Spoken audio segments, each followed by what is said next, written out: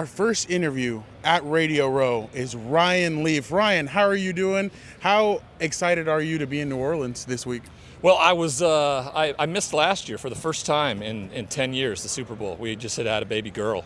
And so, Congratulations. Thank you very much. And so it's nice to be back, but you know, it really doesn't matter. Every year the Chiefs are in it, so it doesn't matter which one I miss or which one I go to.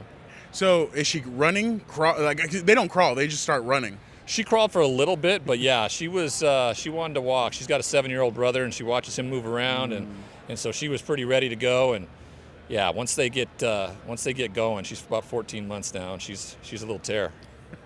So you mentioned it. How are the Chiefs here yet again? What did you see from them? Because this year was all these close opportunities. In the past, they've blown teams out. This year was games were closer. Just what did you see from them this season? Well, I mean, not necessarily. Every Super Bowl they've been in have been tightly contested football games. It's odd to me that, like in baseball and in basketball, winning close games, why is it seen as a strength in that and not in the NFL? They know how to win close contested games better than anybody. They've won 17 straight. So there's nothing in there's no evidence that would prove anything different than what they will do in this football game if it's tight, which I expect it to be. And so there's no way, if you or anybody out there, that you can convince me that Andy Reid and Patrick Mahomes, who are the best at game management, at 2-minute, at all the things that you need to win football games, that they won't find a way to win it again. So when you look at the addition of Saquon Barkley, what has that brought to the Philadelphia Eagles? I think it's just brought another piece of that camaraderie, Ironically enough, because it's Philadelphia, they never can be happy about anything. They got to complain about everything. So the fact that they have a 2,000-yard rusher means that the quarterback sucks, apparently, and it's just not. The offense is thoroughly schemed up by Kellen Moore in a way that gives them the best chance to win. So it's been really fun to watch it. Saquon is a one-cut guy that just can go the distance with his strength and speed. And it's been really fun to watch. Bottom line, though, even if he runs for 200 yards against you, you can still lose that football game. Clearly shown by the game against the Rams in the divisional round. Probably should have lost that game. But the defense and Jalen Carter made a big play there on Matthew Stafford to end the game. But he had a 200-yard rushing game, and that's what that looked like. So it's all going to come down to whether Jalen Hurts on those big situational moments, 3rd down, 4th down, can be accurate like he was in the NFC Championship. If that's the case, this game's going to be a heck of a game, high scoring and a lot of fun back and forth. Who's your X factor? Patrick Mahomes. He always is. He's as calm as it is in that huddle. I don't know if I've seen a more dialed in and focused version of Patrick Mahomes than what that AFC Championship looked like. Pre-game and just throughout, like the focused intensity in his eyes, and his teammates noticed it and saw it, and they responded in kind. So bottom line is, don't let him have the ball last, whether that's because he needs points to win or a 1st down to end it all. So that's the best way to go about it, and no one's had any luck at that. There's just no evidence to see it be done, and until it's done, I'm not gonna bet on anybody else. No, I completely agree. So I was looking for you last year when we were here. I'm like, where's Ryan at? I wanted to talk to you about your Chargers. Jim Harbaugh. Yeah. He was your backup quarterback. He was there in San Diego with you. Just what do you feel like he brought this year to the Chargers? And for the future of the team, how excited should Charger fans be about Jim Harbaugh being the head coach? They should be really excited. I think he just brought a toughness that was lacking, and a football IQ, Brandon Staley was just so up and down in terms of his decision making. Was it analytics? Was it gut? What was it? The offensive players and Justin Herbert weren't going to throw their coach under the bus and say he shouldn't be calling it for on 4th down every single time. What they're going to say is, like, he trusts us. That's on us. No, you have to understand as a head football coach how to game manage, because if you don't, you're going to be gone in a hurry, and you're more of a liability. And Jim Harbaugh is as smart as it comes when it comes to football.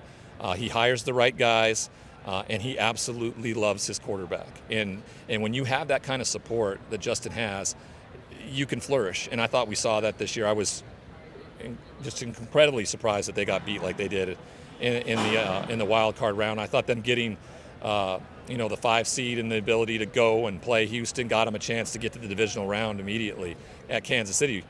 And it just didn't happen that way. So, first time for Jim with this team. I think they'll learn a lot from it. I think they've got to add some pieces, but, they're going to be a team that's going to be able to compete with the Chiefs moving forward. I do believe that.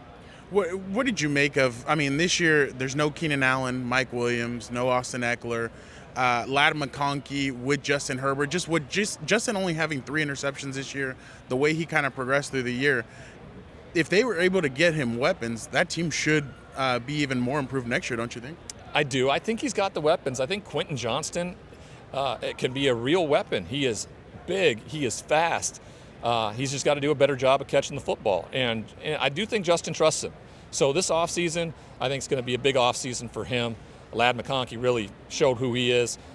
Maybe add a real big-time kind of pass-catching tight end to complement Will Dissly, more in the run game. And then I just think they, for as good as they've been at the offensive line, they were sure banged up, and that cost them a lot this year. I think it exposed Justin sometimes in those injuries that came about. And so I think they're in a good spot. I think the back end on defense needs to be addressed, whether that's in the draft or in free agency. And they're kind of getting a little old up front, with Mack and Bosa. Those guys staying healthy, though they had some of their best years this year. So I'm excited for what the Chargers have to have come up, and I think they got the best man in the position for the job. We just got breaking news. Myles Garrett has requested a trade from the Cleveland Browns. What do you think about that? I didn't see that coming. Wow. Yeah. They really Cleveland really doubled down on the idea that, hey, he's not available. Let's not make him available or anything like that. And to hear that, maybe that was more or less his representation out there trying to get other teams to rustle it up. And now that Cleveland came out and said no, he's like, yes, I want. We're not going to win a championship here. You clearly have shown that as a organization, as a system. I want to go find a chance and hoist that Lombardi. Were you at the Senior Bowl this week? I was. Give us some players we should be looking at. Well, I thought Devin Neal, running back out of Kansas, was especially good. Out of the quarterbacks, I thought Riley Leonard just continued to raise his stock as a leader in how he played. But for me, it was more important. I was asked by Jim Nagy, the executive director of it, to speak to all the players Friday night, and that was incredibly purposeful, and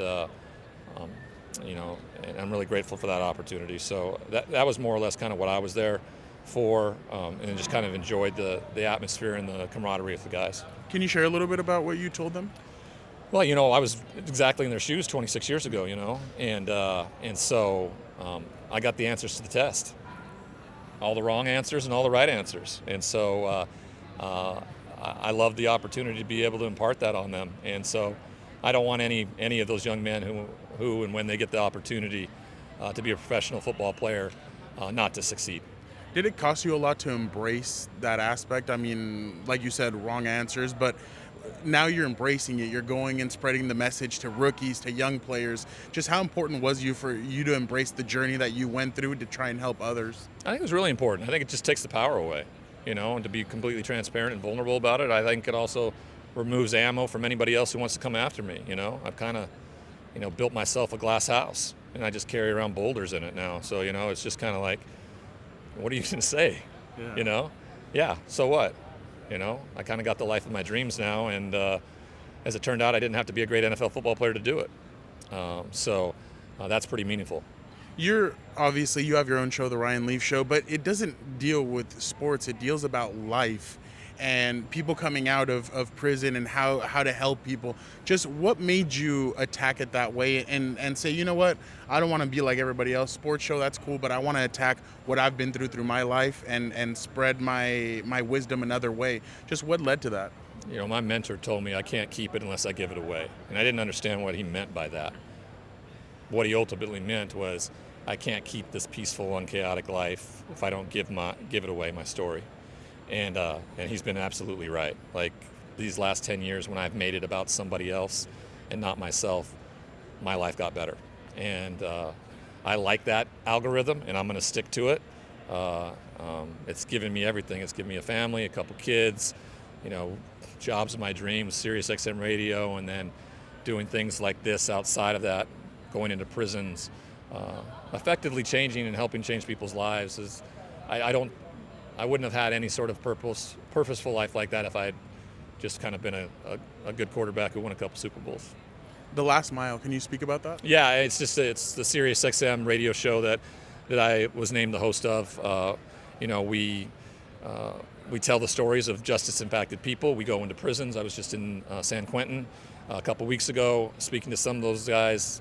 Some of the people we've had the chance to interview. It's just been like, I do love sports broadcasting. I love calling games and everything like that, but I feel that the more purposeful aspect of the broadcasting side for me is going to be around criminal justice reform, substance use disorder, and mental health.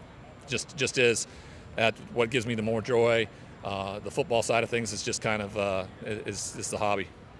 Well, do they ask you questions when you go to prisons and stuff? Is it kind of like you talk about it and then you kind of do a Q&A, or what? Can you take us behind some of the? Yeah, we kind of do a town hall where I'm the host of the show. I want to talk to these guys. I want to hear their stories. So much of it is when you're working with disenfranchised individuals, is they just want to feel seen and heard. So I don't necessarily have to say much. Yeah. I just got to listen, and that routinely takes me out of the equation of anything. It's about these men and these women who are trying to change their lives and do things different, so when they get back out into the community, they can contribute to it and not victimize it. And that's what every facility should be thinking about, because almost 95% of the individuals incarcerated in our country are going to come back to your community. Wouldn't you rather have them in a situation where they're trying to be better citizens, be a contributor to the community, than rather taking from it? And that's what I hope these facilities continue to try to do. That is awesome. Ryan, just what's your prediction for Sunday? Yeah, I just can't go against Mahomes and Andy Reid. They're the best at what they do. Chiefs 31, Philly 28. Interesting. And then next year your Chargers are coming, right? They're coming. Until Patrick Mahomes retires, though, I don't know if that's a safe bet either. So we'll see. Thank you. That's Ryan Leaf. Thank you so much for jumping on with us. You bet. Thanks for having me.